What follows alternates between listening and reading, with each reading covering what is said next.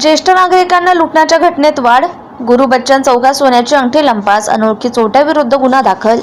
जालना शहरातील गुरु बच्चन चौक परिसरात एका ज्येष्ठ नागरिकाला बोलण्यात गुंतवून त्याच्या हातातील सोन्याची अंगठी चालाखीनं चोरी गेल्याची समोर आली आहे. रविवार 10 मे 2026 रोजी दुपारी 3 वाजता मिळालेल्या माहितीनुसार या प्रकरणी सदर बाजार पोलीस ठाण्यात तक्रार दाखल करण्यात आली असून पोलिसांकडून अनोळखी चोरट्याचा शोध सुरू आहे. ज्येष्ठ नागरिकांना लुटण्याच्या घटनेत वाढ होत असून लुटमार करणाऱ्या पोलीस अद्याप अटक करू शकलेली नाही. व्यंकटेश नगर जालना येथे रहिवासी जगन्नाथ विठोबा उन्हाळे व 69 यांनी याबाबत सदर बाजार पोलीस ठाण्यात फिर्याद दिली आहे.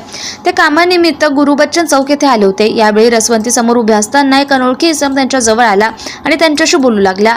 दरम्यान बोलण्यात गुंतवून त्या इसमाने जगन्नाथ उन्हाळे यांच्या उजव्या हाताच्या बोटातील अंदाजे 9 ग्राम वजनाची सोन्याची अंगठी चालाखीनं काढून घेतली आणि तेथून पसार झाला.